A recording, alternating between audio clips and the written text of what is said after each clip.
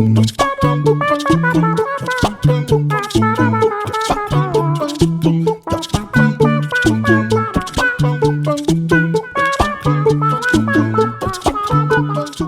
I wanted to create somewhat unusual video. This is not like my normal tutorial like I've done. I've done over 1,000 videos and they are all very similar. I kind of do a step-by-step tutorial.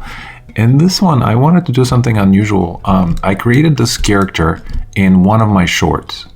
And the short is really simple. We got to this point within 3-4 minutes, right? Really, really fast. And let me actually play you the short so you can see how this was created. But my intention is to take this character and see what would it take to create something super simple. Essentially just creating like a little short and making it all in Maya, not even rendering. So I don't even want to spend time rendering. I just want to use like a viewport current settings in Maya just to see what that even looks like. So I'm not going to render the short. I'm also not interested in doing a rigging tutorial, so I'm going to use Mixamo, Adobe Mixamo, to kind of auto rig this guy, and then maybe we can touch him up as far as like the weights go. So my intention for this video, the whole point of this is what would it take to take every possible shortcut possible. And I don't even want to do retopology on this. I'll use ZRemesher. So using all automated tools, right? And using all automated tools, all shortcuts, and seeing how quickly can we take something and animate it and maybe create like a super simple but funny short. So if you're interested, come on this journey with me and let's explore. So the first thing I would like to do is I need to show you guys how this right here was created. So let me just play you the shorts. Hey guys, ZBrush is absolutely perfect for creating silly little creatures like this. Let's take a look and see how we can make one really, really quick. So let's start by modeling the mouth or sculpting the mouth. So I'm gonna use my standard brush. I'm gonna make sure my active symmetry is on by pressing X. I'm gonna hold down the control key and let me just literally mask out the mouth that I want for my creature. So let's say he is yelling and he is doing something like this. This is gonna be my mouth. And by the way, this is just a Dynamesh 128 that I grabbed from my lightbox, but I'm gonna do Control and click to flip my mask. All right, with this mask, I'm gonna go on the side, make my brush really large, grab my move brush, and I'm gonna literally just press this in. And initially, let me make this a little smaller. Initially, it's gonna look absolutely terrible, and that's okay, because now we can do this. We can do Control and drag to get rid of the mask, Control and drag again to re-Dynamesh everything, hold down the Shift key, and literally just smooth this out really, really quick. If I wanted to, I can also grab my inflate brush, make sure I'm on sub, and I can press in the part of the throat, can do something like this, and just make something, you know, kind of funny and cartoony. Let's say I like this, I'm gonna do Control drag to re-Dynamesh, hold down the Shift key, again, just smooth this out, and I'm still in Dynamesh 128. To add a little more sculpting, I can grab my move brush, and maybe I can adjust some of this here. Maybe I can bring this bottom lip up. I can control this one, maybe make it a little more round. And using the move brush, you can very easily adjust the shape and make it even more dramatic, right? And maybe animate it. I wanna make sure I pull out my chin here for my little creature. Keep it nice and round. To give him a couple eyeballs, I'm gonna go to my subtools. I'm gonna insert a sphere. I'm gonna take the sphere and turn it into 128 Dynamesh as well. I can hit it with a little bit of a polish if I wanted to. Grab my move. Let me just scale these eyes down and kind of put them into position. Really cool. Now if I wanted another eye, I can hold on the Control key, drag another copy. Maybe this one could be a little bit smaller. If I wanted to give him some feet and hands, maybe I can use a cylinder. Let me bring that in. I'll also turn it into a Dynamesh. Let me scale it down, and I can also polish it as well. I'm gonna go ahead and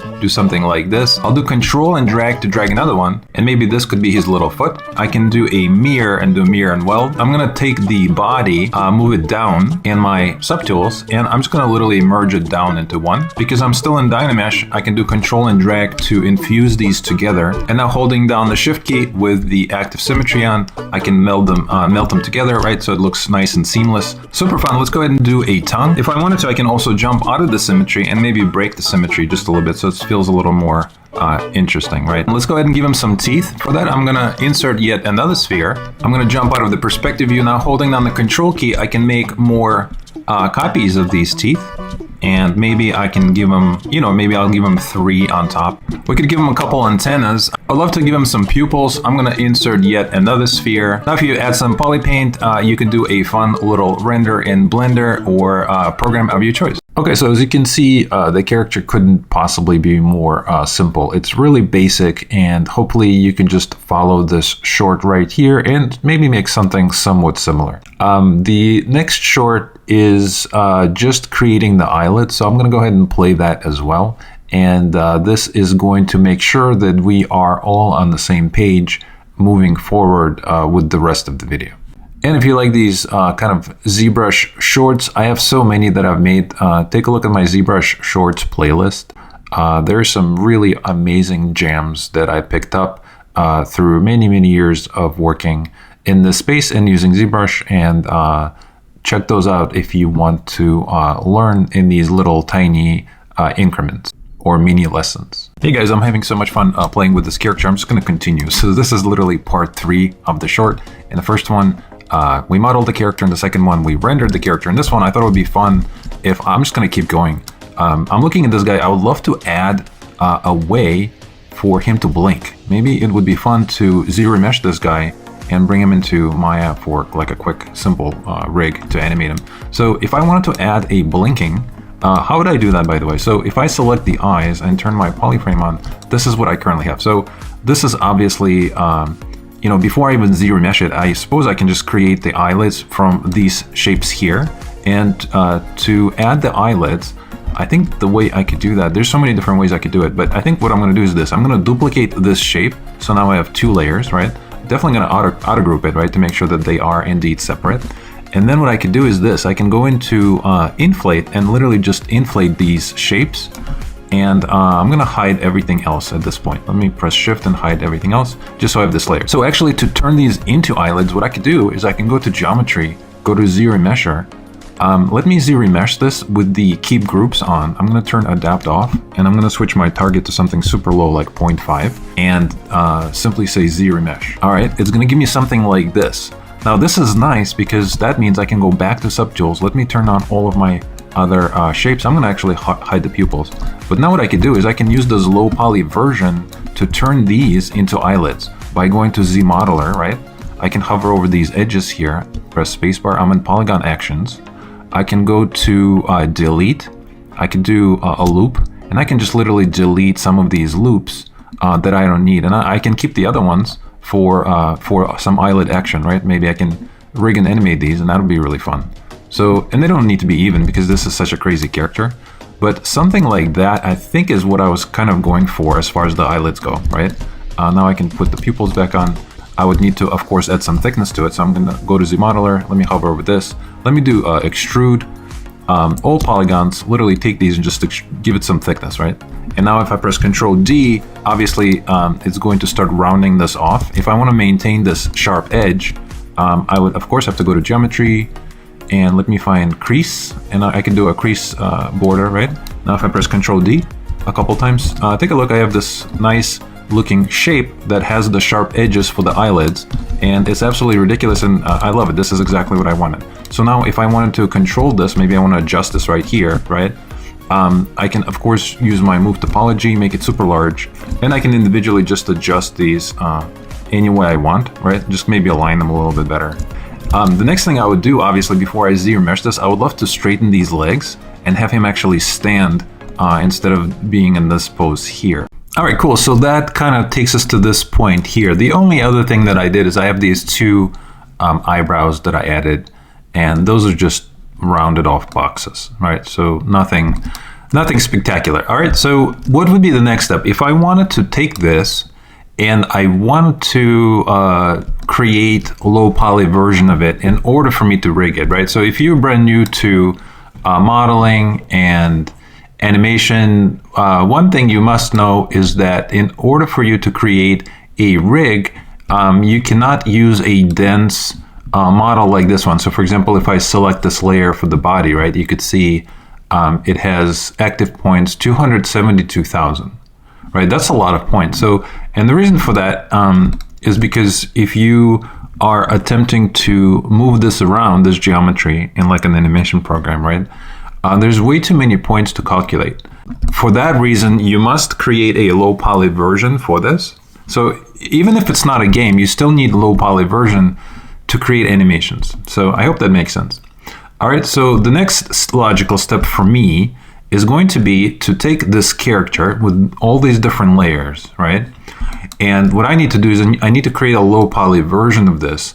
Then again, I can rig, right? So what I'm going to do is this. I'm going to go ahead and go through each layer and create a low poly version of each single mesh. And then I'm going to combine it, create UVs. So what I personally like to do is I just like to hold down the Shift key, hide everything, and then kind of talk about each one of these elements individually as I optimize the geometry. So that's something that's kind of my workflow. All right.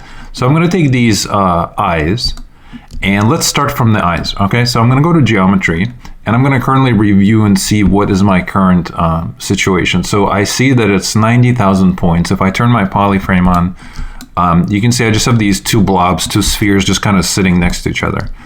And for animation, this is no go, right? This is not going to work. So we do need to ZRemesher it. So to do that, I'm going to go to Geometry, ZRemesher. I'm going to turn Adapt off. For anyone who doesn't know, Adapt usually just means pay attention to all the detail and insert extra edges to hold the shape.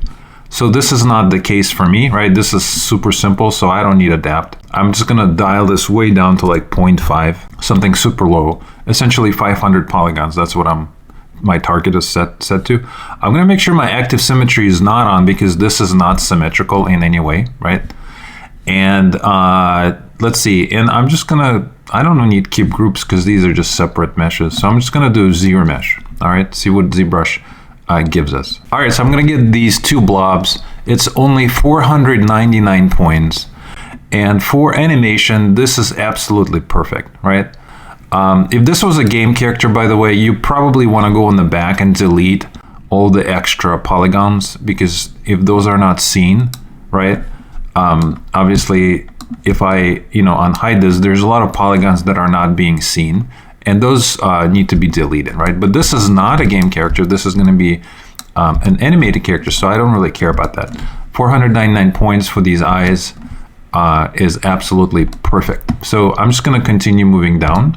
Let me go to the next one.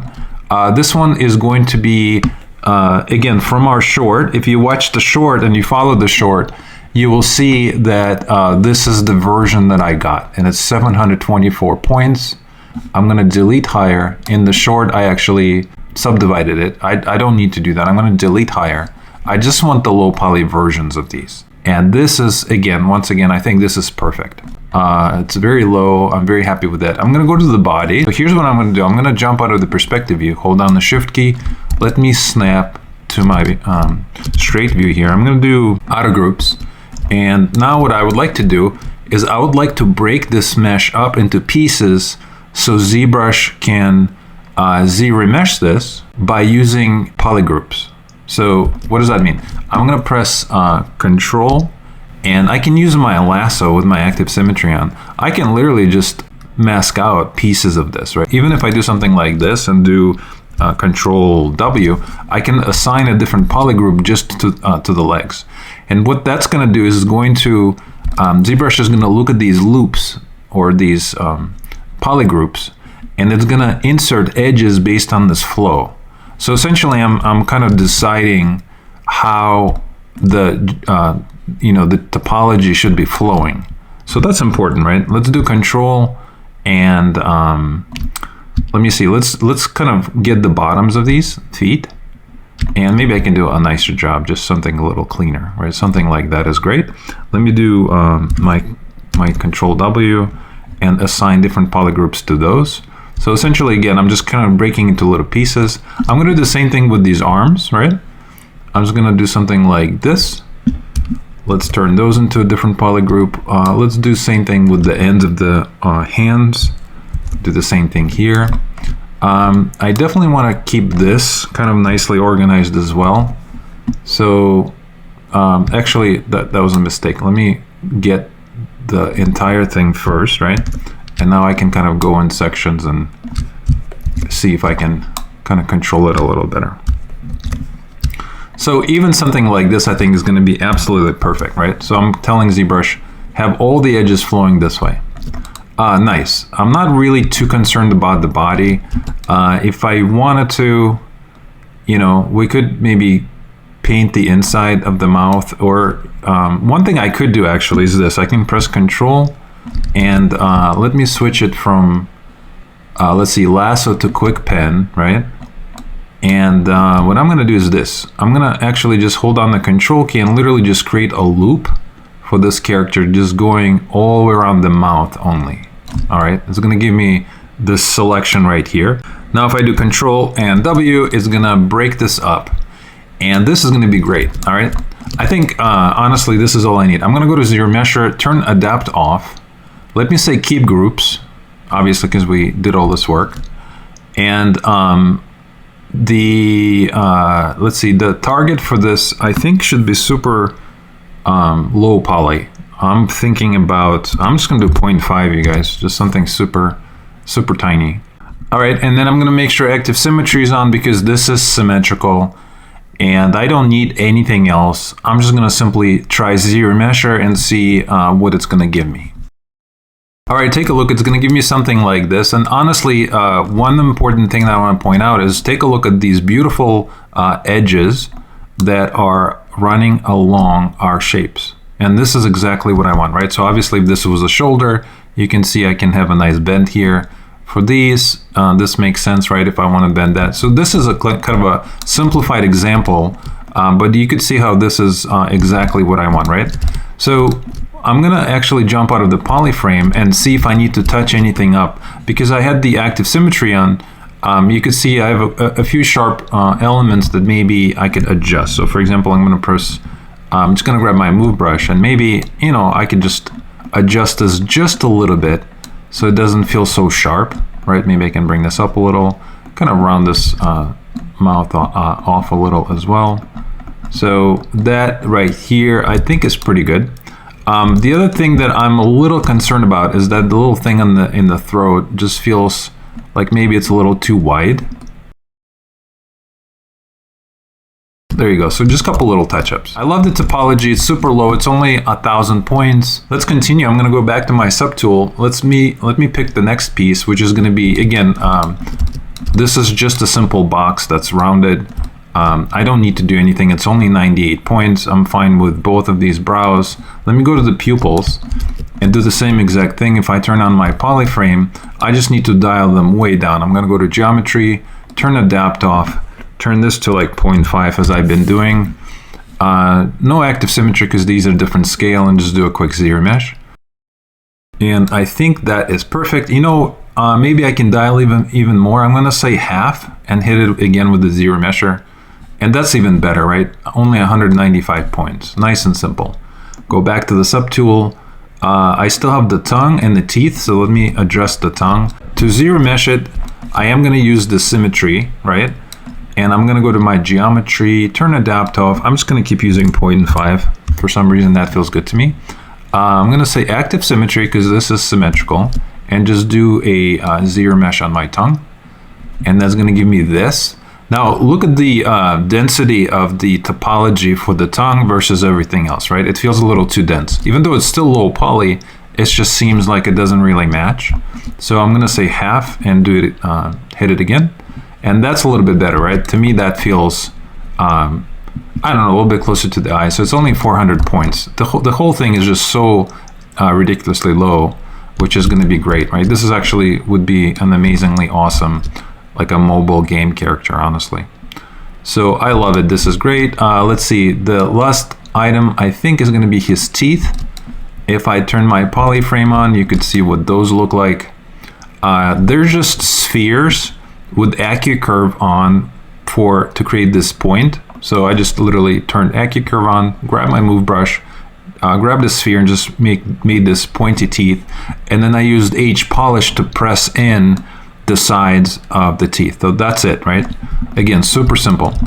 But again, I need to ZRemesh it, so I'm going to do that now. I'm going to go to geometry, turn adapt off, 0.5. Definitely not symmetrical. These are not symmetrical in any way. And I am going to just hit him with ZRemesher. Let's see what I get. All right, I'm going to get something like this. It does feel a little bit wild. And see, this is the point. This is what I want to tell you guys. If something is not symmetrical, ZBrush will obviously not use symmetry. And you can see it's a little bit, you know, it's a little bit random, right? The way the topology is flowing because it's not in symmetry. But because these are kind of a low poly teeth, and the teeth themselves are not going to be bending. Like, I'm not going to insert joints in these teeth and bend them in any way.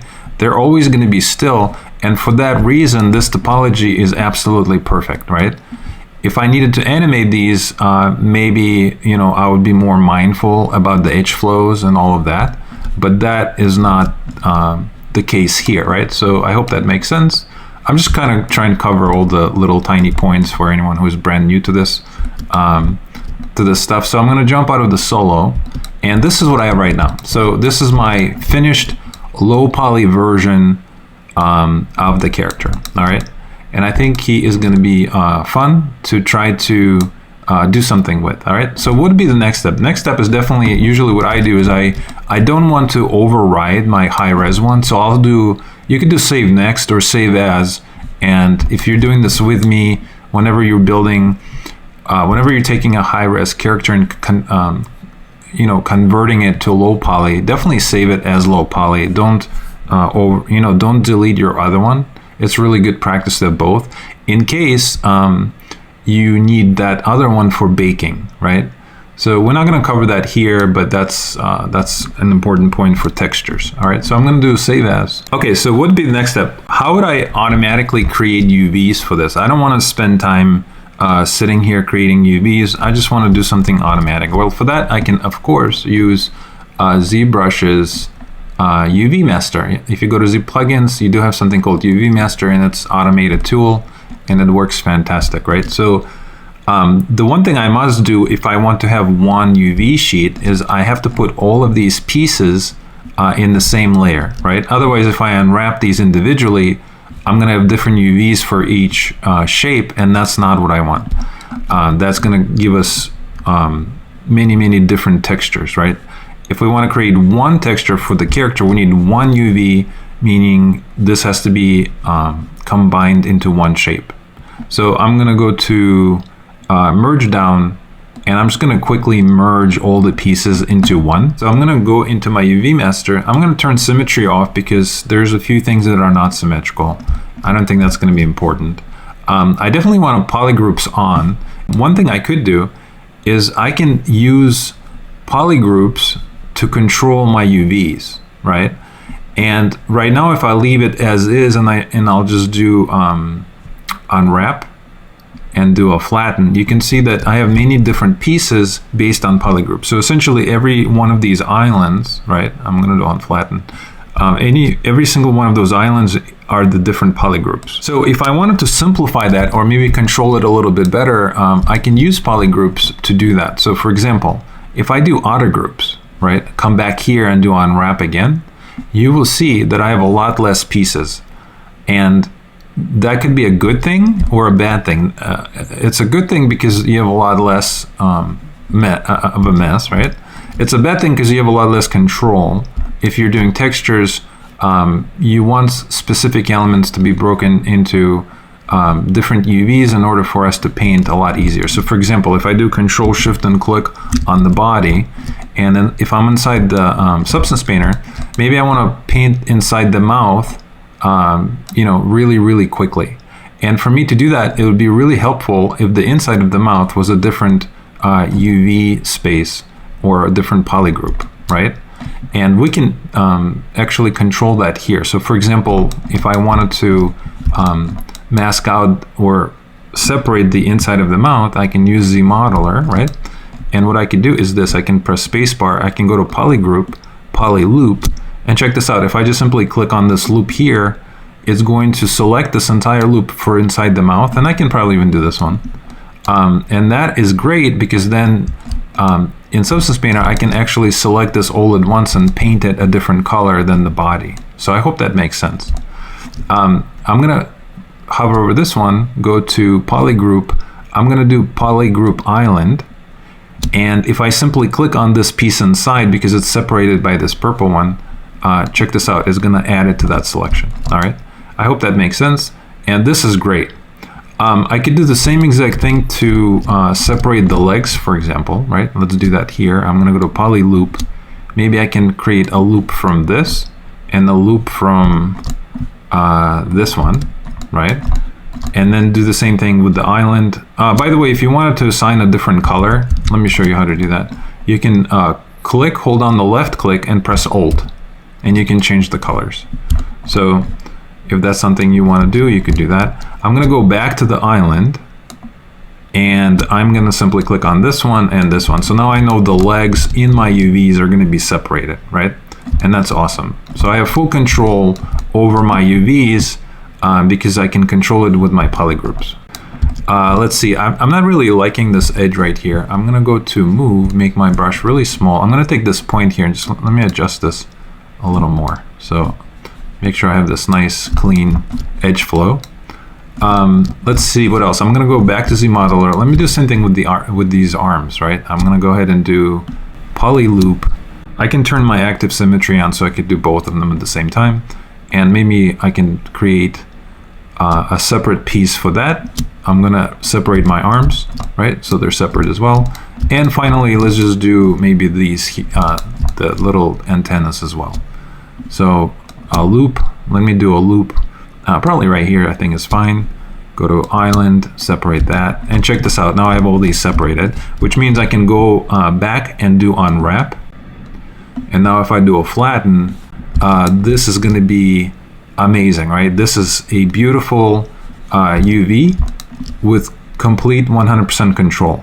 If you want to rearrange these in any way, I don't know why you would, but if you did, you could do that from this view. What you can do is you can go to move, and then if you press Control, let me jump out of the symmetry. If you do Control, Shift, and click on any one of these pieces, it's going to allow you to move them, scale them, and rotate them, right? And rearrange them in any way you want.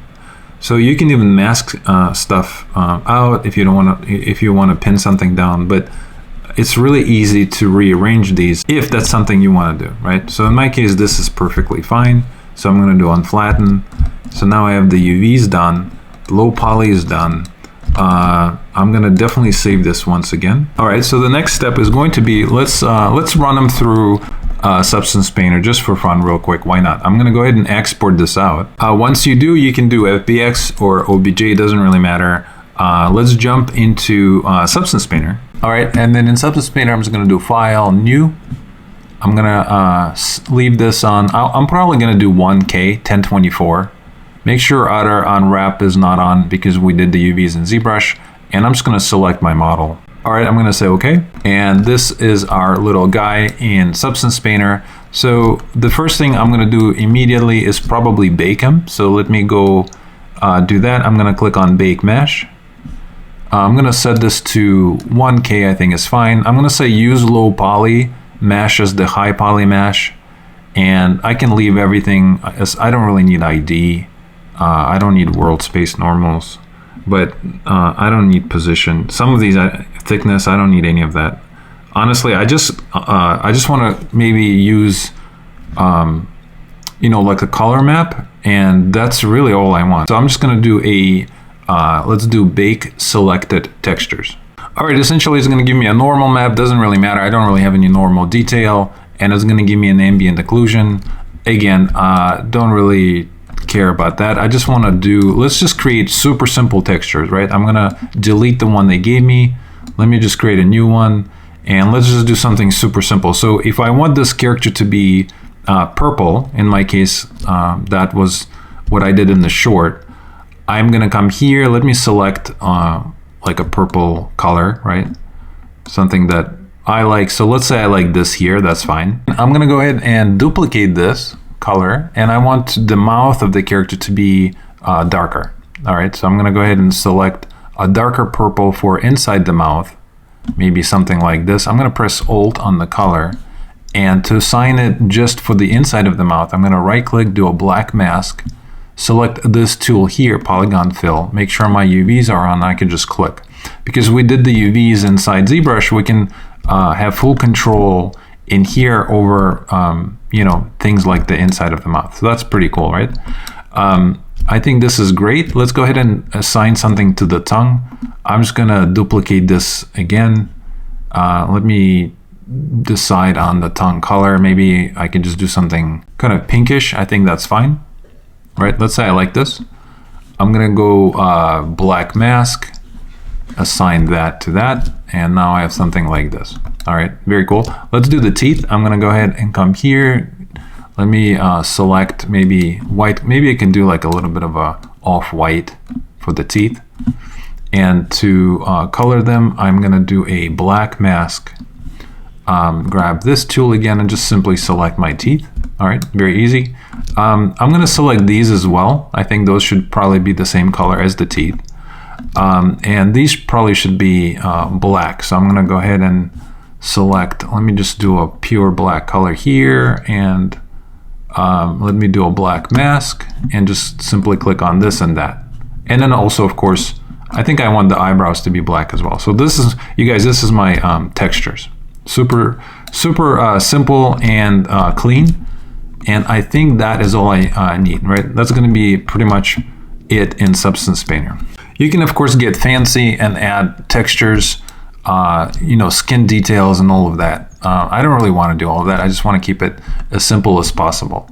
So what would be the next step? The next step is I need to export this out. So I'm going to go to File, Export Textures. Let me do a default background. I want to do 1K, and let me just do something like, I'll do a JPEG, that's fine, nice and small. Choose the output directory. All right, I'll make myself a textures folder, and that's pretty much it. I'm just gonna hit it with, I'm gonna go ahead and export this out.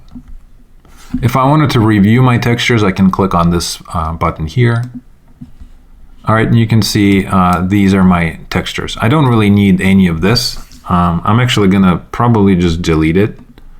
I don't even need, honestly, I don't care about even the ambient occlusion either. All I wanted is just a simple color map, and this is it, right? All right, cool. So what would be the next step? So the next step is rigging this guy.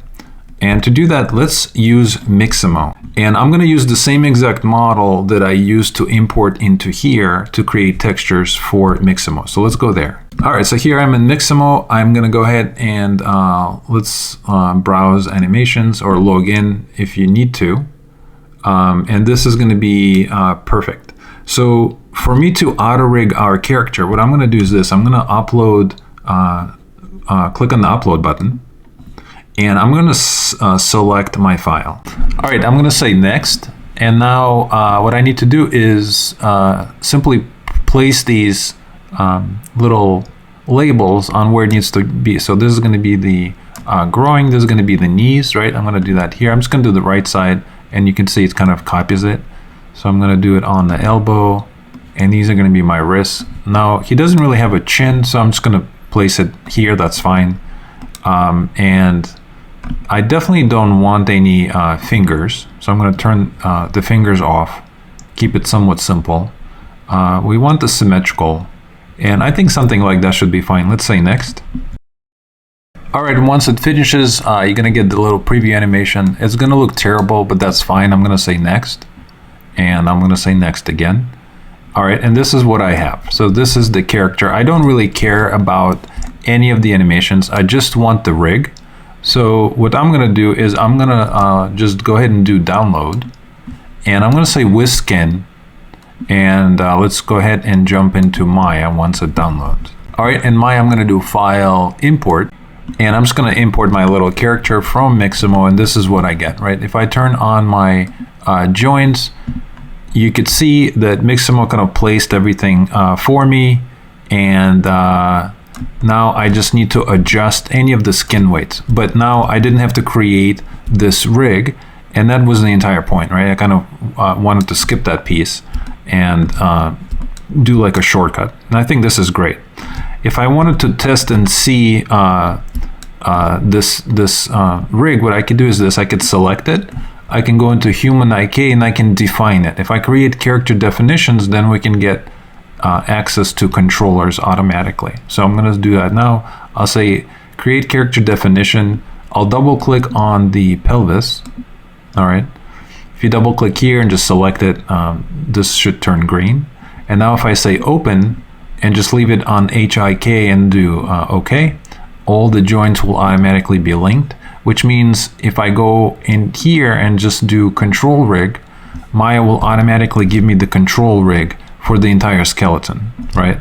So that means, check this out, I can select these arms, for example, right? Grab my rotation, and now I have these arms. Of course, again, there's going to be some adjustments, but this process right here was completely automated, and we didn't have to do any work, right? We didn't have to do the joints, we didn't have to do the controllers, we didn't have to do any of the painting, which we still do, but that is pretty sweet, right? That's pretty cool. I can select these, and actually, if I select the center one, right, because these are IK, check this out, I should be able to kind of move him around and he's going to be stuck to the ground. So that's pretty cool, right? I can even move them up and down, and very funny. So we can create like super silly animations. So before we do anything else, the next step in this process is going to be adjusting the weights, right? So I'm going to turn off my control rig. I don't really care about that yet. And what I want to do now is I want to make sure that my deformations are actually working properly. So for example, if I select his arm and grab my rotation, I don't want the arm controlling the antenna on top. So for that, we're going to have to do a little bit of a skin painting. So the first thing I'm going to do is obviously save this. All right, and I keep calling it little creature. I think that's great. I'm going to select the mesh. Go into, let's keep it on rigging, go into skin, and let's click on paint skin weights, and let's go ahead and click on this little option. All right, once you do, it's going to allow us to see what needs to happen. By the way, check this out, this is really, really big. If I hold down the B key and drag it down, I can actually control the size of this brush, right? So maybe because this character is so small coming in from ZBrush, the units or the scale is a little off. So make sure you adjust your brush by holding down the B key, and you can adjust the size of it. So in my case, it just has to be a lot smaller, right? But now if I wanted to see which parts of the model are affected by, let's say, this joint here. And by the way, we just have to do one side, and then we can copy it to the other side. All right, nice. So now check this out. If I right click on this and say select influence, I can see what is being affected. So if I click on this joint here, you can see it's actually affecting that antenna on top, and I don't want that to be the case. So here's what I'm going to do. I'm going to actually go to, let's go to verts. I'm going to grab my lasso tool, and I'm going to select this entire antenna right here. So I'm going to select all of these points. All right. Now with them being selected, I can go back into the paint tool. All right. I'm going to so let's go through these joints one by one and make sure we remove any influence so they're not controlling this antenna, right? So I'm going to go here. Let's do select influence. I'm going to set this to replace. The value is going to be 0, right? Because I'm removing. This would be adding, this would be removing. So value needs to be 0 of all selected points. And I'm just going to click flood. And that's going to go through every single highlighted vertex and remove any value from this joint. So essentially now this is not being controlled by this. So same thing here. I'm going to select this one, flood that, select this one, and let me flood that as well. Very nice. So if I go back to select, let me right click, do object mode, and now if I select this joint and select rotation, I should be able to rotate this arm without affecting this, right? Because we just subtracted all of the skin weights from our antenna. So if I select both of these, you could see we don't have any problems with the arms. All right, so that's pretty much the 101 of doing skin weights. It's super simple, and kind of easy to do, right? You just need to be patient and you know exactly what is being controlled.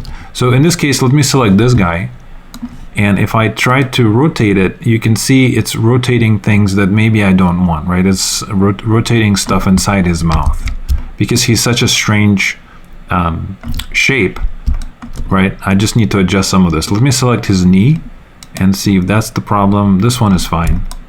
And maybe I just have some kind of a strange pinching on this side. This one doesn't have that. So I could fix that as well. So let's address all of this. First thing I'm going to do is this. I'm going to select this mesh.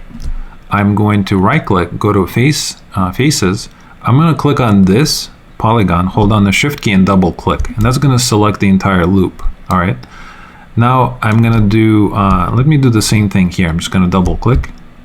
And that is going to be probably pretty great. I'm going to do shift and click period on my keyboard to grow my selection. And essentially, I just want to select the leg by itself. And if I needed to, of course, holding down the shift key, I can add to my selection and make sure that only the leg ones are selected. All right. And the reason I'm doing this is because now I can control the skin weights. So check this out. With this being selected, I need to flip my selection. So I'm going to go to select and do inverse.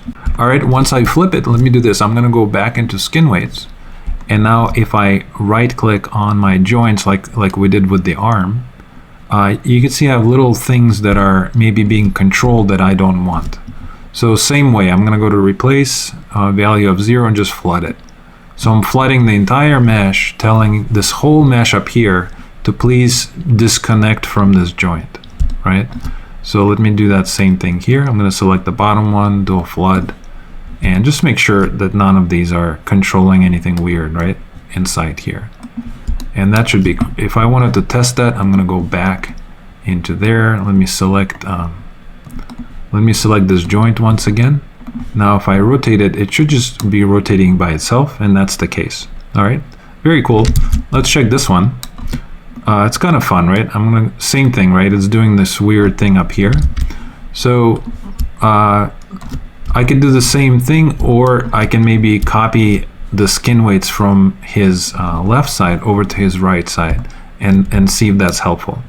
Now, if I do that, it's probably also gonna copy that weird pinching on the bottom, but that's fine. We'll deal with that in a minute. So what I'm gonna do is this. I'm gonna select this mesh, go to skin, let me do mirror skin weights, go to options, right? It's currently set to YZ, so you can see YZ right here. So essentially splitting him in half. And it's telling, Maya is saying, let's do positive to negative. So screen right to screen left.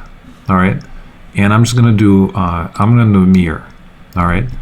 You can see that something happened. So now technically this guy here should be exactly the same as this guy as far as skin weights. So see if that's the case. I'm going to select it and I'm going to attempt to rotate it.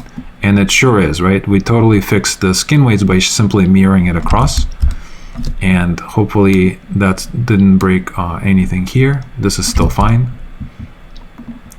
And this is fine as well. All right, cool. That was fun. Let's continue. So if we come over here, remember we had this pinching. And now this pinching is going to be carried to this side as well, all right? So I can decide if that's a problem or not. If it is a problem, there's a really awesome tool in Maya that I want to show you. If you select this, all right, so now I can do this. I can go to verts, and let me select my lasso, and let's tell Maya that these points right here are kind of weird. It's a little pinching. It's kind of a strange way, right? What if I want to clean this up? All right, so to fix this, check this out. I can go back into skin weights and I can click on this hammer right here. When you click on it, it's going to average out the points around these points, essentially unfolding any issue. So if you're ever rigging something and you have one point, floating, 10 miles away, that happens sometimes, just select that point and just simply click on this button here, and that will average it out, bringing it back and kind of snapping back into place, right? So that's a really powerful tool when you're trying to rig something. So you can see the pinching is a little bit better. I could do the same thing on this side, right? I can come here, go into my verts, go back into my lasso. Maybe I want to select all of this here, right? Go back into my skin weights and click on the hammer button, and that should kind of straighten it out. All right, let me go to object mode, and there you go. So we just quickly fixed that issue. All right, cool. So that pretty much takes care of that. Let me jump out of the solo. All right, so if I wanted to control, have some kind of control over his antennas, what I need to do is I need to set up some basic joints. I'm gonna press spacebar. Let me go into this front view. And what I'm gonna do from this view is just simply create a few, let's create a few joints to control the antennas, right? To do that, I'm gonna go to rigging, let's go to skeleton, create joints. I can click on options, and I'm not gonna touch, I'm gonna reset my tool. I'm not gonna touch any of this. I'm just gonna simply put down a few joints. So I'm gonna start maybe from the bottom of the antenna. So I'm gonna do 1, let's do 2, I guess 1, let's see, probably 2, 3, and 4. So I think something like that should give me plenty of control. All right. Now what I need to do is I need to take this, and I need to make sure that this is going to be mirrored to the other side, right? And take a look right now, when I put these down, they don't really match the size of these joints. So I can, if I want to, go into my attribute editor. And in here, I do have a radius for each one of these. So right now it's set to 0.5. If I do 2, press enter, you could see maybe it's a little bit better, right? So you have full control over these. So I can do, maybe I can do 4 for this one. You know, this one here could be maybe a little smaller, could be 3. Doesn't really matter. This one here could be maybe a 2. And you know, here I could do 1 or 2. Doesn't really matter. Maybe I'll do 2. Great. Now what I want to do is I want to make sure that this is centered inside from, let's actually change this guy on the bottom as well. I'll just do like 3, so it's a little bit larger. And what I want to do now is I want to make sure that this is inside the antenna. So I'm going to press spacebar and make sure that it's actually aligned somewhat well, right? You could see it's currently is not, and you could really see it from the top view. So what I need to do is I need to grab my move, and I have to position this inside the mesh, right? So maybe I can take my rotation and just kind of rotate it a little bit and see if that's a little bit better. I think this is going to be much better. And now I just need to take this and flip it to the other side, right? So I can go to skeleton, let's do mirror joins, and let's do it on YZ, right? That's going to be the center, the Y is the center. And I need to do, I'm just going to leave it as is and just do a mirror. All right, that's going to give me another one on the other side. And now if the body moves, I want the antennas to move with the body, obviously, right? And right now they're disconnected. They're just floating. They're floating in space. So if I move this here, this is not going to be affected. So obviously, it would be logical to say that these guys here, I'm going to hold down the shift key, select both of them. Somehow they need to be connected to the skeleton. So how do we do that? With these being selected, I'm going to press shift, click on this one, and press P. Very cool. If I wanted to unparent that, I can select both of these. And instead of doing Control P, I can do Shift P, and that's going to delete the link. So you're always in control, right? But obviously we do want them parented. One thing that I will point out before I parent these, you want to select each one of these, and you want to make sure that you click on this little button here, Freeze Transformations. You want to make sure that your transformations or your rotations are at 0 for each one of these, right? And the reason this is important is because if we start moving the antenna around and we want to put it back to its initial default state, you will zero these out, and this is the position you want. All right, so that's important. So now since we set this to rotation to 0, Let's go ahead and parent this back. So I'm going to go ahead and select this, press P, and now we're back in business. All right, so what's the next logical step? The next logical step is the fact that these joints are now parented to the skeleton, but they're not driving the mesh, right? Obviously, if I start moving this, it's not moving the mesh in any way. How do we assign skin weights to these new joints? How do we do that? What you want to do is you want to select the joint. Let's right click and do select hierarchy, so it's selecting all of them. Hold on the shift key, select the mesh here, then let's go to skin, edit influences, and let's click on add influence and click on options. All right, if you reset these, you should see something like this.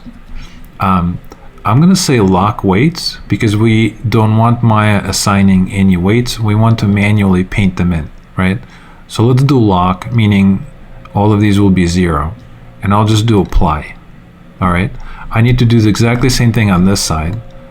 So I'm gonna go ahead and select this, right click, go to select hierarchy, shift select the mesh and do apply. All right, so now what we've done is we told Maya that these joints are now linked to this mesh, but still they're still not going to be affecting the mesh because we haven't done the skin weights. So what does that mean? If I select the mesh and go into skin, paint skin weights and click on options, if I scroll down this list, you should see a bunch of locks that were added, and all of these locks represent every single one of these joints, right? So for us to assign weights to these joints, first thing we must do is unlock everything. Otherwise, it's not going to let us, right? So I'm going to go ahead and unlock this. And now what I need to do is this. Let's do this piece by piece. So what I'm going to do is this. I'm going to select, let me select this loop, and I'm going to grow my selection. And essentially, if you want to press shift and comma, you can go back. Shift period will grow your selection, and then comma will kind of reverse it. So what I want to do is I want to select these points here, and I want to start assigning each loop to different segments of the mesh, right? So I'm going to select this, and I'm going to go into my skin paint weights. Right click on this here and do select influence, right? So now this one is selected and the points are selected, and I can go to replace. Let me do 100% and just do a flood. So technically what I've just done is I told Maya that all of these points are connected to this joint. And now I just need to do exactly the same thing with the rest of them, right? So maybe for this one, let me select this here and this here, right? And now if I go back into my skin weights, I can right click on this one, do select influence, and let me do a flood to that. So now this one is controlling all of these. And let me just continue. I'm gonna go to the next one down, grab maybe this one, right click on this guy, let's do select influence, do a flood, and finally we have the one on the bottom, right? I'm gonna go ahead and do the next one down. So I'll grab all of these here, go to my skin weights, do the last one, and you just have to be careful to make sure it says select influence. There it is. And now I'm going to do a flood to that. All right. So technically it should now control this. All of these joints should control individual segments of this mesh. Let's see if that's the case. I'm going to select this and I'm going to attempt to rotate it. And there you go. It's actually driving the mesh. I'm going to select this one, see if that's the case. Yes, it is. And that's how easy it is to assign mesh to a custom joint that's being added to an existing skeleton. So you have full control over this stuff. Really cool. Now, I need to obviously adjust some of this, right? Maybe I don't like how this is acting, right? Maybe I don't want this to be pressed in like this. So one way I could do that is I can select this mesh, go to my skin paint weights, and in here with this being selected, maybe I can smooth this a little, right? I can hold on the shift key and I can literally just smooth this out. So that's one way of doing it. Or I can go to smooth and you know, I can use the smooth brush to clean this up. So that's another way of doing it. So a couple different ways, but essentially if you want to kind of soften the bend, this is the way to do it. All right, and now if I select this, maybe it's going to act a little bit nicer, right? Let's see if that's the case. It certainly is, and this is much better. All right, so that was pretty easy. Let's go ahead and save this. And now if we wanted to flip it to the other side, I'm going to select my mesh, go to skin, let me do mirror skin weights, click on options, and let's just do, I'm going to do closest point on the surface, that's fine. Let's just do apply. And now if I come here and select these, it should be very similar, right? It's going to be kind of very similar to the other side. If I have any issues, for example, if I grab this one and I attempt to rotate it, I can see it's actually moving some of these points here. You should by now know how easy it is to fix. So I'm going to select the mesh, go into my skin weights, right click, say select influence, and I can see if anything here is being linked to this, right? And I can't see well. So one thing I could do is I can click on the color ramp. And if I click on select influence here, check this out. I can see there's a little bit of an influence here, right? Which I don't want. So I'm going to say replace 0, make my brush a little bit larger, and I can just erase this influence. And if it's not working well, always just switch to a hard brush, and that's going to be a lot easier to clean up. All right. So now since I removed all the influence from that joint, if I select it, I shouldn't see any more issues on the bottom, which I don't. Very cool. All right, you guys, so we got the antennas working, the arms are working, the legs should be working. All right, so now if we go into our human IK panel here and we switch this to control rig, right? We could see that if we wanted to animate this character, we get these controllers. And by the way, I'm not really sure exactly why some of the joints are still visible. If I wanted to hide those, of course, I can just turn those off. But essentially, if you're animating, right, you don't really want to animate the joints. You want to animate the controllers. And even though we set up the joints for our antennas, we don't have any way to actually create the animation because we don't have the controllers, right? So if I select these controllers here, I can press E, and this is going to be my way I can animate these, right? So how do we create these little controllers for our joints? So to do that, it's actually relatively simple and kind of straightforward. Essentially, all you have to do is just plop down a curve and then place the curves along the joints, and then use those curves to rotate or transform the joints, right? So let's take a look and see what that entails. I'm going to go to none. And now what I'm going to do is this. I'm going to go into my curves, grab this NURBS curve, and let me just create a circle. All right, here's my circle. Now, essentially what I want to do is I want to take this circle and I want to put it along these chain links. So the first thing I'm going to do right away is I'm going to definitely reset my position for these, right? I want to make sure it's in the center, and we'll freeze the transformations for this as well right here in a minute. You don't want to have a scale of 0.69. All of these values need to be zeroed out, but before we do, let's first put it in the right place. And we need to make sure you have the outliner open for this next step, because this is going to be important.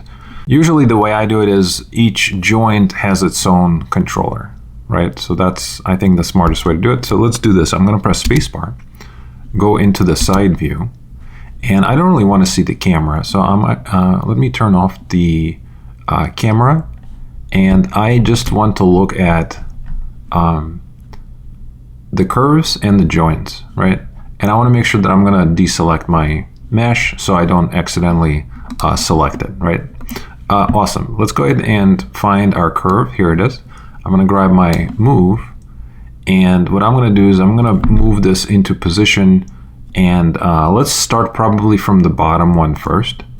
I'm going to press E, and I'm going to rotate this in such a way where this actually makes sense to be used as a controller. If I press spacebar, I can review it in the my perspective viewport. And just maybe one thing I could do is just kind of adjust the scale to make sure it doesn't like go into the mesh or anything like that. So this right here I think is pretty good. And now I just want to make sure that this controller is perfectly aligned with the joint, the bottom joint of the antenna. So to do that, what I'm going to do is I'm going to select it. I'm going to press V, and I'm going to take this little, holding down the V key the entire time, I can snap it to the middle of this joint. All right. So now what just happened is I aligned this perfectly with the center of this joint. I manually adjusted the rotation, and obviously to reset these, I can just click on freeze transformations. You can see all of this has been zeroed out. And the reason you want to zero this out is because if you start animating it and you want to go back to the default position, if you type in 0, you want to make sure it goes to this position. So that's important, right? We don't want to skip that step. So we're going to have to do that throughout the entire process. So this is one, right? Now we need to obviously create a few more. So maybe in this window here, I can just do Control D, and I'm going to pay attention to my outliner, right? I can see a second curve has been created. So now I can take this one, put it up here. I'm going to press R, maybe make it just a little bit smaller, right? So I'm keeping an eye on my perspective view here. And this is my alignment. Same thing, I'm going to press V, and let me make sure I am in move. I'm going to press V, and I'm just going to snap this to the center of that joint. All right, and I think let's just add, I don't know how many we need, but let's just add maybe a couple more, right? I'm going to press Control D, take this, put this here, press E, rotate this the way I want, so maybe something like this. Press R if I want to scale this down a little bit. Come here, press W, press V, hold down the V, and then just snap this to the center of the joint. All right, now I just have one more. So come here, do Control D, grab this, move this into position. E will make you, will allow you to rotate it. R will allow you to scale it. All right. I'm going to press, come here, press W, hold down the V, and then again, just snap it to the center. All right, so now we just created these controllers for the antenna, and I think that's going to be perfect.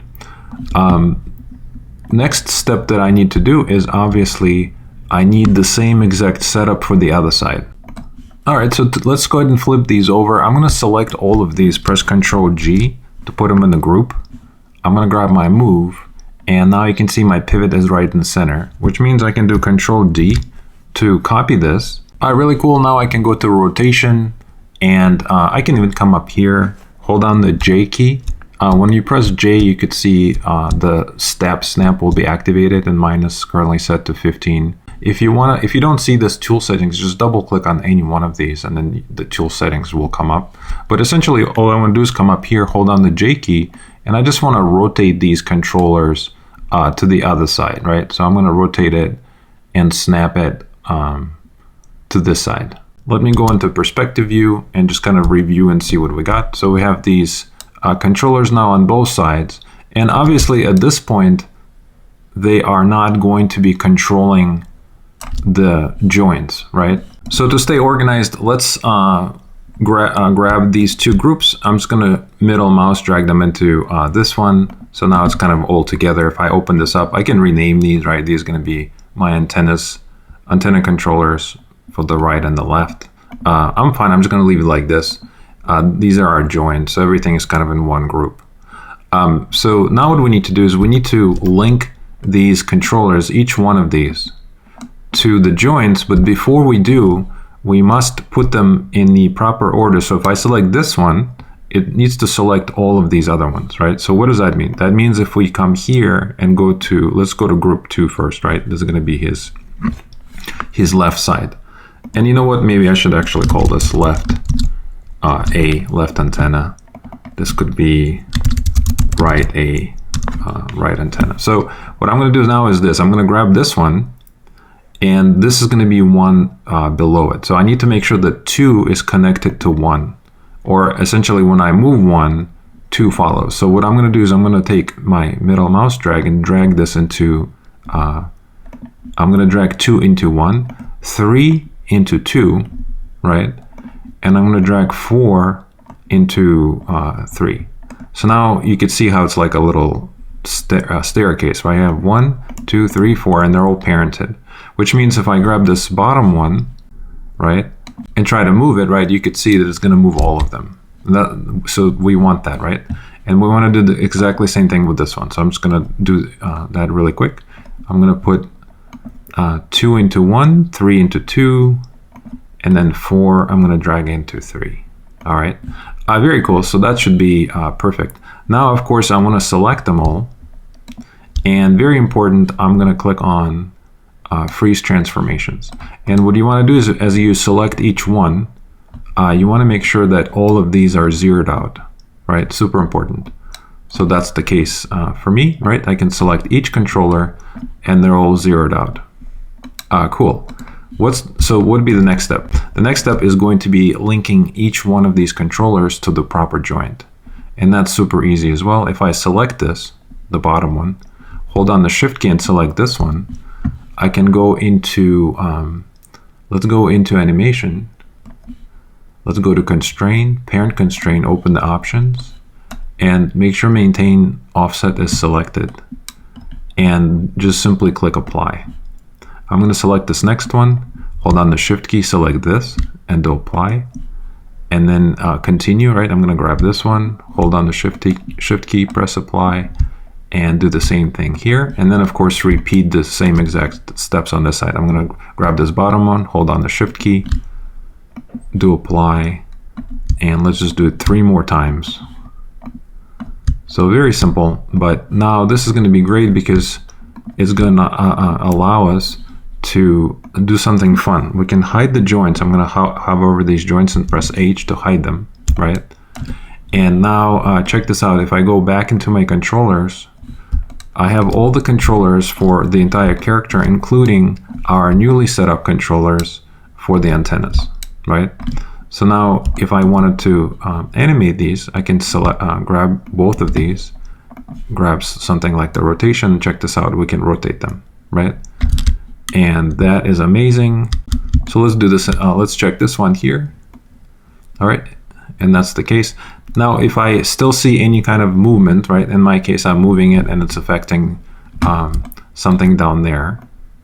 I could quickly still adjust this, no problem. And this is what I was telling you. If you leave the controller at some other position, you can just make sure that you come to rotation and just literally just zero this out, and then gonna go back to 0. That's why we wanted to freeze those transformations, right? Cool. So if I wanted to touch this up, I'm not really sure why I have an issue where it's still moving this point here. What I need to do is I need to unhide my joints, right? Let me jump out of the controllers. I'm going to select my mesh, make sure I can select my mesh. I'm going to go to, let me go into rigging, skin, paint skin weights, go to options. If I right click on this, remember I can go to select influence, and maybe it's the one at the end again. It is, right? It's right here. So if this is selected, I can come to my replace, right? I can make sure it's on 0. I have hard brush set, and I can just literally just erase that influence. So at any point, even when everything is set up and you're animating, you still can come back and touch anything up that's required, right? So that's really important to understand. It's very easy to do that. So let me again go to my outliner, hide my joints. Let me activate my control rig, make sure I can't select my mesh. And now if I select this guy again, just like before, I should be able to rotate it without any issues, and that's the case, right? Really cool. So that's really fun. Before we move forward, I would love to activate the textures that we created in Substance Painter for this character. So I'm definitely going to save this. And to activate the textures, let me make sure I can select the mesh once again. Right click, go to Material Attributes. And currently, this is my material, right? This is what it's set to. So let's say I want to decide if I want to do like a Lambert material, or maybe I want to do a Arnold material. Whatever you want to do, you can choose your type of material. For me, I guess I'll just go with the Arnold one, AI standard surface. If you don't see this here, you can just go to Find New Material, click on New Material, and under Arnold, you should see AI standard surface. So with this being selected, if I click on AI standard surface, it's going to assign AI standard surface material, and I can actually call it, I can call it alien, right, if I wanted to. And now I know this is linked because I can control the color. So now let's just assign a texture to this. I'm going to go to color, code, and we only have a texture, right? I don't really have, a color map. I don't really have a lot of fancy textures. I just have the color map. So I'm going to literally just go to this checker box, go to File, and click on this to find my JPEG file. All right, so here's my texture. To see this texture, once it's been chosen, I must click on this button here. And there you go. So now our characters, now it has the texture, right? Now, if I wanted to change the lighting on this, right now it's default lights. I can turn the lights on, and I can go to Arnold, and let me go to lights and drop Sky Dome, right? In Attribute Editor, once I drop the Sky Dome, I can go to color and I can select an HDRI image, which you can download off the internet, to have an environment for this character. Right now it's just white, so let me choose one. I'm gonna go to File, click on the folder. All right, and I selected this one right here, and you can see it's creating really nice reflections for my character. So let's say I'm happy with this, and I'm just gonna keep it super simple. I don't even want to add additional lights at this point. I'm gonna go to Show, Viewport, and let me just turn the lights off. So now I have this beautiful lighting for this little guy. And if I wanted to, I can turn the wireframe off at this point. But this is fun because now he has textures, he has a little bit of lighting, and he is definitely ready to be animated, right? At any point I can grab these controllers and I can start animating it. All right, so this is interesting. Check this out. As I move my character around, the antennas seem to be just stuck. Why is that? If I look into why that is, if I open up my group character, I can see that my two groups for my antenna controllers out here, right, they are not part of the joints. So what I need to do is this. I'm going to jump out of the control rig, go to None, just so I can see the entire skeleton. And essentially what I need to do is I'm going to click in the outline. I'm going to select my group for my controllers for both antennas. I'm just going to hold on Control key and select both of them. All right, just the groups.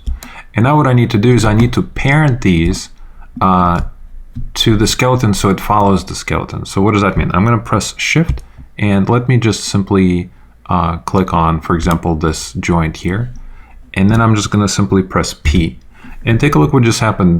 Both groups for the antennas just kind of left the building, right? They went inside the joints, which means if I go back to my control rig and try this one more time, let me grab this main root controller. If I try to move this around, take a look, the joints are going to move with it because now these antenna groups are parented, right, to the proper place. All right, so that's kind of cool. So now we can, again, we can play around with this and animate it. And then of course, if I want to test to make sure that this is still the case, let me grab both of these and just make sure I can still move them around and animate them. All right, so that was fun and easy. Let's go make sure we save what we have so far. The next thing I would love to look at is let's look at the idea of how do we, in addition to rig the character with this kind of semi-basic setup, what if I wanted to add some blend shapes? What if I wanted to make my guy blink, right? And maybe maybe I want to close his mouth, maybe I want to move his eyebrows, right? Instead of rigging all of this with the complex facial rigging and controllers and having 1,000 dials and all of that, we could just use blend shapes instead and just kind of simplify the entire process. So let's take a look and see what does that require, right? So let's start with something super simple. I'm going to select the mesh, For now, I don't really want to look at the controllers or anything like that. I'm going to go to none. Let me grab the joints. I'm going to press H to hide all of that. So we're just kind of looking at the mesh. And you know what? I don't even want to see this as well. I'm just going to select it, press H. And I just want to focus on the blend shapes. All right. So for the blend shapes, what I need to do is I need to select the mesh. And if I wanted to create, for example, let's start with something simple. Let's close his mouth, right? If I want to close his mouth, what I need to do is I need to take the this mesh and I need to create another version of this mesh with the mouth closed.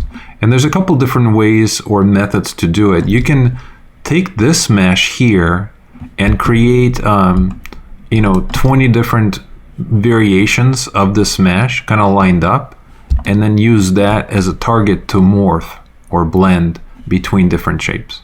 And that's a good approach because then you can see all of the shapes kind of lined out and you can modify each one as you need it. Another approach, a more simplistic approach, is to, instead of creating multiple versions of the mesh, you can actually modify the mesh directly on just one version, right? So it's just another way of working. And let's see, because this is kind of a simplified video, let's see if we can leverage that and keep it as simple as possible, right? So what I'm going to do is this. I'm going to select the mesh, and to create the blend shapes, I must go into animation. Let's go to Windows. Let's go to animation editors, and let's open up the shape editor. All right. So initially it's going to be blank, obviously, right? And now what I want to do is I want to create a blend shape. So I'm going to create a blend shape for this character, right? So let me call this, for example, Alien, right? It's just my name for this guy. And now I can create different blend shapes based on this mesh, and I can create as many as I want, right? I can make dozens of these different variations for this mesh. So let's do something simple. I'm going to take his mouth and I want to close it. So to do that, I'm going to add a target, and let me name this one mouth, right? And I can call it mouth closed if I want to. And let me just make sure I could see it. So this is going to be a mouth closed blend shape. So now what I need to do is keep an eye on this as well. You can see that this is red, meaning Maya is recording whatever we're doing. So we want this red, and we want to make sure that the next target or the next pose or shape of this guy is with the mouth closed. So essentially we just need to do a little bit of a sculpting, and let's just do it in a simple way. So I'm going to right click, go to face. Let me select both. I'm holding down the shift key. I'm just going to select his entire kind of upper lip, and I just want to move these points up. So I'm going to go to move and just do some really basic some basic modeling, right? What I'm going to do is, let me make sure my self select is on. If I hold down the B key, I can control the fall off of my self select, and you can see what that looks like, right? I just want to kind of grab the lip, okay? And now what I'm going to do is I can move this lip around, and I want to move this up to make it look like his mouth is closed. Let's do that now. I'm going to move this forward a little bit. I can press E. Maybe I can do something like this. Press W, and I can just move this up. All right, now I have something like this. Let me do a little more. I'm going to select this point here. I can, of course, activate my symmetry, and just very carefully, I can just kind of close this up, right? And we can even do it with points as well. I can do individual points if I wanted to, instead of polys, right? I can do that. Maybe that's going to help me keep a nicer shape, right? Maybe I want to take this top one here, and maybe I want to close this a little more as well. All right. So let's say I'm getting kind of close to what I need. Something, I don't really mind this being open a little bit. I think that's kind of funny and expressive. Right here, I can pull this up. So let's say I like this as my closed mouth, right? Let me go to object mode. So now I have this. Now here's an interesting part, because we recorded this, we have the slider, and we can go between the states. So this was open, and then the new state is closed, right? So that is cool, because we just created a way to animate our character without doing any joints or rigging whatsoever. Instead, we're using blend shapes, right? And this is super powerful because you can create multiple targets, creating different expressions. So I can do, you know, mouth closed, and if I wanted to, I can add, you know, maybe another version where, let's do another target, right? And I could still stay on the mouth, but maybe let me add additional blend shapes. I'm going to select this, and let's say I want to close this mouth off, right? I can even use my sculpting tools. I can go to sculpting, and let me use something like, let's see what we could use. We can use this move option, so let's do that. Definitely hold on the B key, make my brush a little bit smaller. I still have my symmetry on, but now check this out. I can actually sculpt this by moving this around. And let's say I want to close this up, and maybe holding down the shift key, I can smooth these points. It's almost like a mini version of like ZBrush, right? You can just kind of do that. If I want to close this mouth here, I can of course go to, let's go to inflate, and you can control the size, the strength. I'll leave the strength kind of weak, but essentially what I could do is I can close this like this, and now I have a version of the mouth being closed, and it's a separate slider, right? So maybe in here I can say, you know, I could say mouth, no gaps, right? Just kind of experimenting and having fun. But essentially, check this out. I have a version with the gap and without the gap, right? If I don't have the gap, I can also open up the mouth. And then this is a separate one. This one is separate from this, but they can work together, right? So I can close it this way, and then I can animate all of this, which is really, really cool. So essentially, this is how you could also create, you know, lip syncing, right? So like he's talking, he's maybe saying something. All right, so that's pretty cool. Let's go ahead and see what else we can do. Let's do another version where maybe he's blinking, right? Maybe I want him to blink as well. So let me do that now. I'm gonna do another target. All right, this one I'm gonna say eyes closed. And this one, what I could do is I can take my points and very carefully, essentially I just want to move them down, right? So let me do that now. I'm going to go to face, and let me select these here. Now check this out. As I'm selecting the eyes, maybe let me jump out of the symmetry for this. But if I'm selecting the eyes, I don't really want the eyeball or the pupil being selected. So essentially what I need to do is I need to go to soft select, and in the fall off mode you do have different options, right? You have the volume, surface, global, or object. If I go to object, that's going to control the entire object.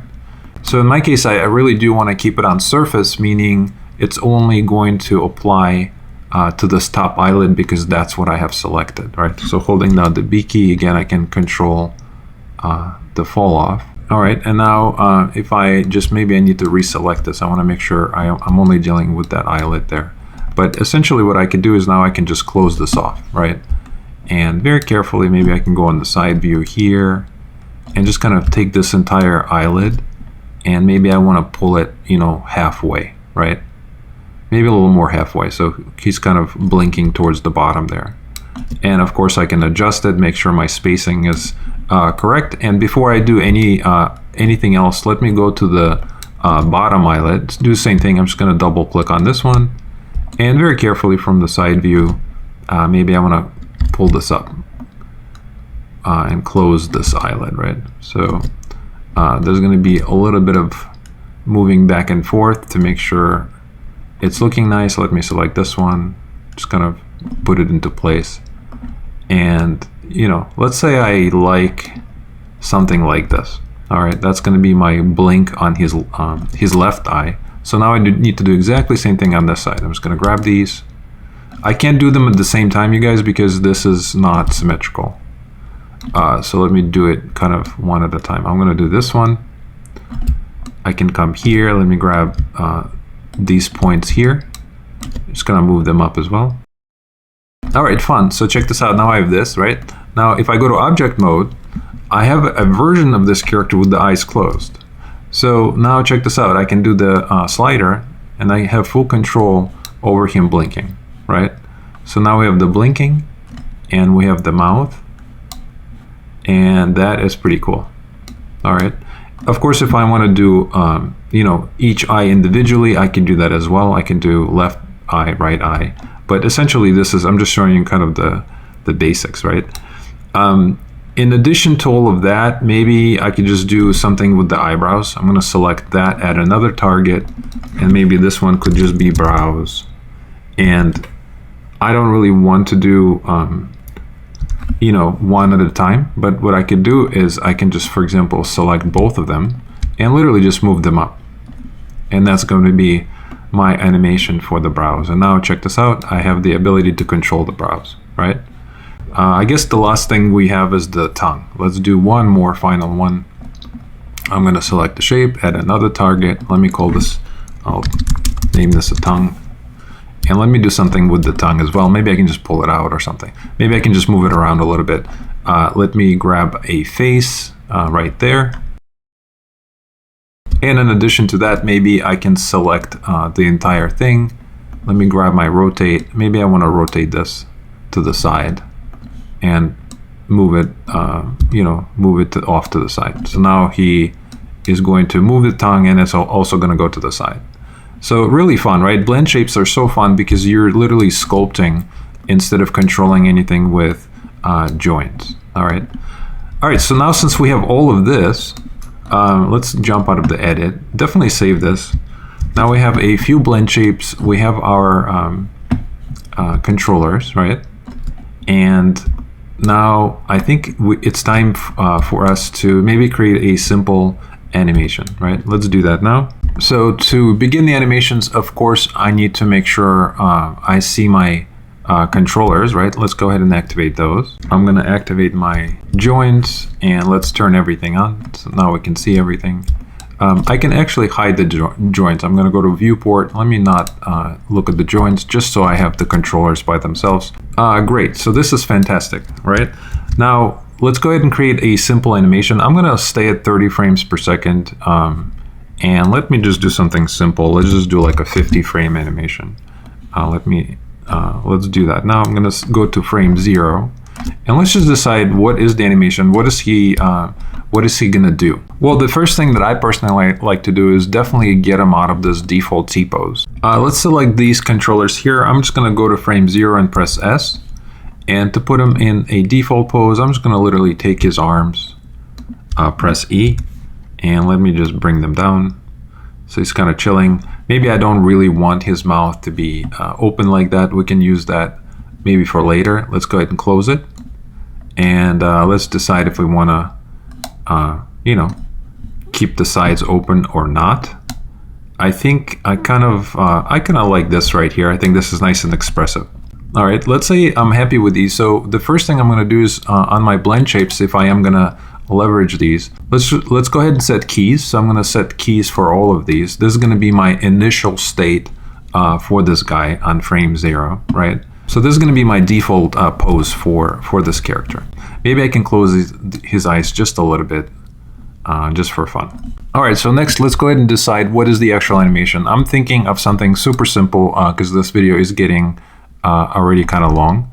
Maybe he can just simply jump in from the top and you know, do like a quick wave and maybe a blink, right? Something somewhat simple. So to drop him, what I can do is I can control him using this little locator right here from the human IK. If I press W and move this around, you can see I can actually control the position of the character, right?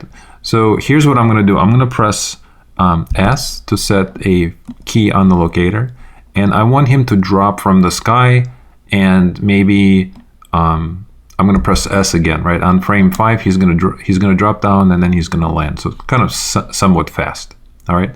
So if he's landed on 5, I'm going to go to 0 and just maybe move him up, and maybe, you know, he's going to be high enough where I can't see him. Okay. Now, so far the animation is him just simply dropping down. That's pretty much it. As he's dropping down, let's create some kind of a full animation, right? Maybe he's dropping down. This is not, you know, this is not very appealing, right? All right, so as he drops down on 5, let me select his main controller. I'm going to press S to set a key for that. And maybe on 8 and 11, I'm going to set additional keys by just pressing S. Essentially, what I want to do is when he drops down, the gravity kicks in and his body kind of moves down, right? So maybe he smooshes in. And maybe let's see how that's looking. So this is what I have so far.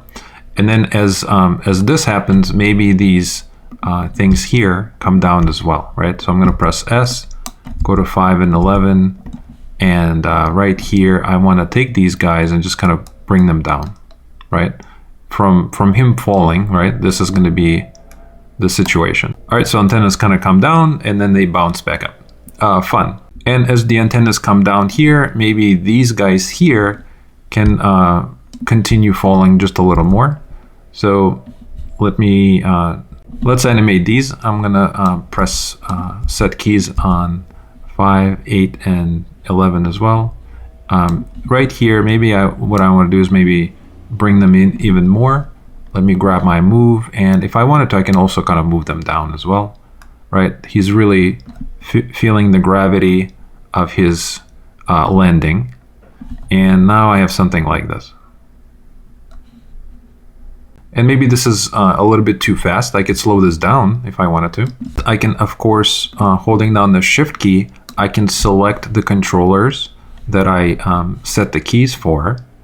And right here, I can hold on the Shift key, select them on the timeline, and just kind of drag this out. And by dragging it out, I can expand the distance between the keys, the keyframes, which will add more time. So now you could see maybe it looks and feels a little bit better. So maybe right here, he also blinks. We have our blend shapes ready to go. So let's go ahead and take advantage of those. I'm gonna go to eyes closed. All right. On 9, I'm going to close. I'm gonna set a key. Right here, I think maybe it would be funny if the eyes were closed. So I'm gonna set a key on that. And maybe on 19, he opens them back up. All right, so check this out. Now he is dropping down, his antennas are moving, and his eyes are blinking, right? Let's do something with his arms. Right here, as he's falling down, I think it would be good if his arms were probably pointing up. So I'm gonna press S, grab my rotation, and let's just simply move them up. All right, I'll do something like that. I like this position, so I'm gonna do a copy, go to frame 0, and I'm gonna do a paste, right? Because I want that to be the initial state of him falling and his arms are down. All right, and right here he's landing. So as he's landing, maybe I can take the arms and just do something like this, kind of halfway point, right? And then here he kind of brings them back down. And as he stands up, maybe the arms could also just come up a little bit. So just so they're kind of moving, right?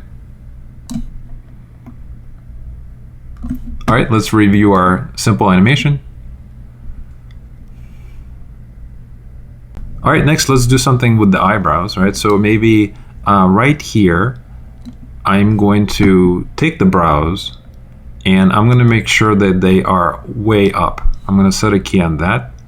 And then right here, as he comes down, let's still have the brows be up. And then as he kind of bends down, we can bring the brows down as well. All right. Now this is kind of tricky. As you're animating blend shapes, you can't see them on your timeline. And the reason for that is because if you go into your, if you select your mesh, you will see that my blend shapes are called Alien 1, and you have to select Alien 1 in the channel box in order for you to see the keyframes for your blend shape animations. So if I select my Alien 1, now I can see all the keyframes for my blend shapes, right? So they're clearly going to be separate set of animations from the controllers, right? I hope that makes sense. So check this out. Now I have these brows being animated, and right here it would be fun maybe if the brows, you know, maybe they could go back up a little. All right. So now I have them kind of coming down, and then as he comes up, they kind of move up. Let's go ahead and review. Right here, maybe he could do another blink. Why not? Right? That's a low-hanging fruit. Let's go ahead and make sure the eyes are. I'm gonna set another key on eyes open. Let me go to like 30. I'm gonna close his eyes, and on 35, I'm gonna open them back up, right? And let's see what we got. So now he's kind of doing a double blink. All right, we definitely don't want the body to feel so stiff, so I'm gonna select this here, and let's move this around a little more, right? As he comes down, he maybe he can just kind of rotate just a little bit, right?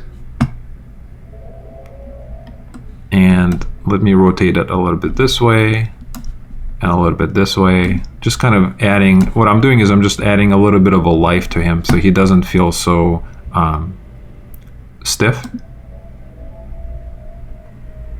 And maybe as he's doing this, he can also do a quick wave. Why not? Let's select his arm. Maybe right here, he can start waving, right? So I'm gonna go ahead and raise his arm up.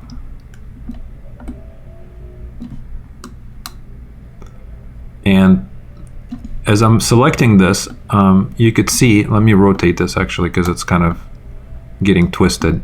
But you can see that right here, I have additional keyframes set for this arm, which I don't want. I'm gonna actually delete these, and the reason I want to delete them is because I want to create a wave so I can control my wave, right? So let me maybe right here, he could just do like a little, he's gonna go down, maybe he can go back up.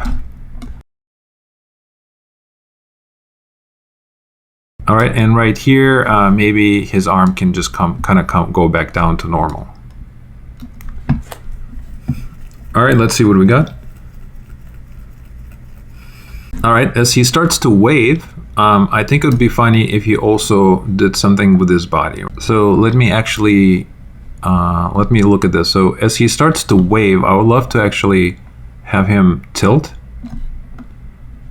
So maybe he's doing like a little bit of a tilting. And then right here,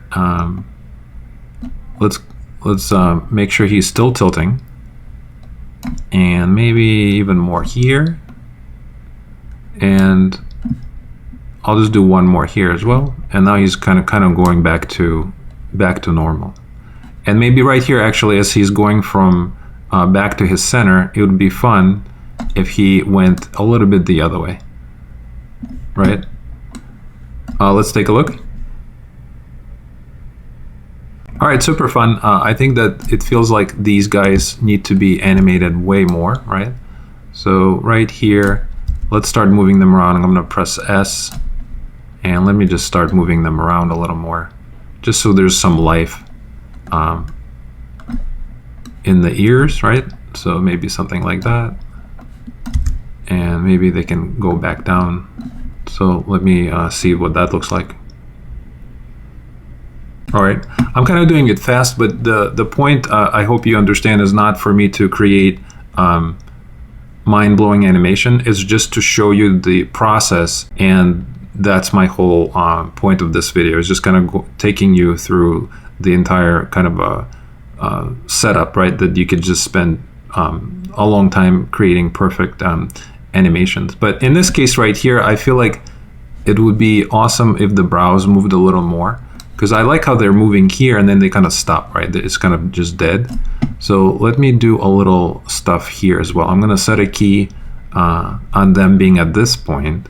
Maybe right here they could actually go back down, okay?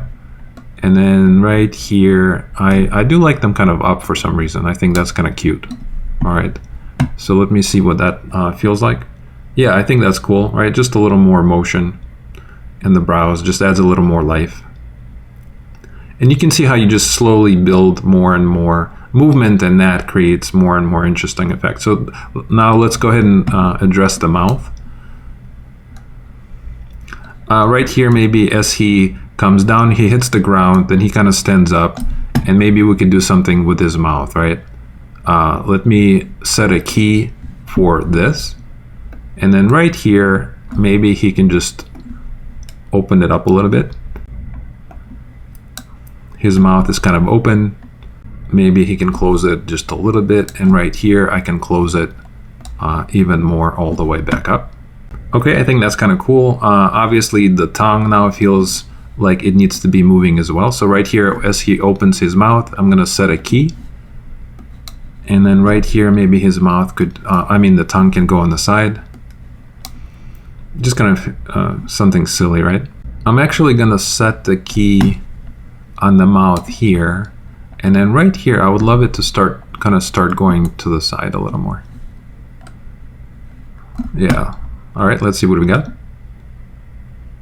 Now the mouth is moving in a really strange way, so I'm gonna select. So what I could do is I'm gonna remember we can select the character, and I can go into my alien here. If I select the tongue, right, I could see that this is not working, right? I'm gonna take this key here, hold on the Shift key, click, and I'm just gonna drag it out to kind of slow this down. Maybe right here is just a little bit too fast. Let me hold on the Shift key, select these keys, just kind of drag them out. Just kind of change the timing a little bit. Very fun. In addition to all of this, we can also play with the graph editor, so you can actually see the curves. If you press F, you can see the curves for the tongue at this point. You can see there's some ugly stuff going on there. I can, of course, do auto tangents, kind of smooth this out and make sure that my curves are nice and smooth as well, and I don't have any kind of twitching or glitching, right? Super fun. You gotta love animation. Let's do just a little something on his arm here. Let me click on the controller and let's check this out. As he comes here, he starts to wave, but maybe this arm here kind of feels a little bit dead. Maybe I can move it around just a little bit.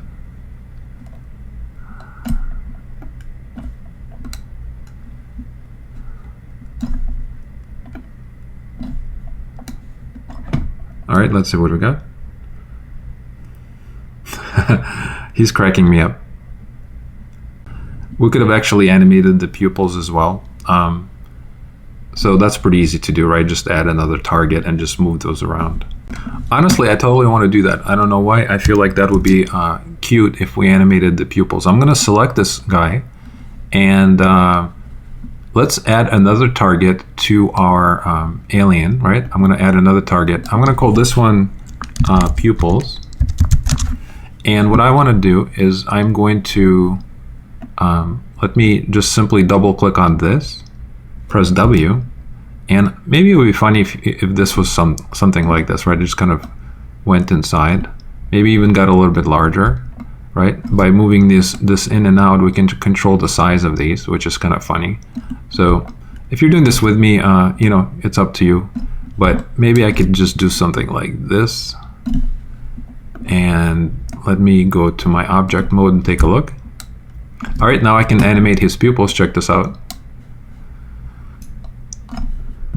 So maybe when he first drops down, I'm gonna set a key, right?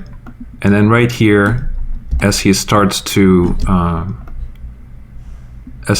wave, maybe it would be funny if, let me set a key here. And then right here, as he starts to wave, maybe these kind of go in a little more, just kind of adds that extra cutesy feel. And then right here, I'm gonna set another key. And then right here, it kind of maybe goes back to normal, right? Just something like that.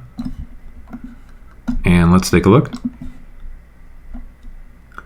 All right, it feels a little too dramatic. So let me select the guy, go to my alien, select my pupil, and let me see what I'm doing here. So these are kind of going in here.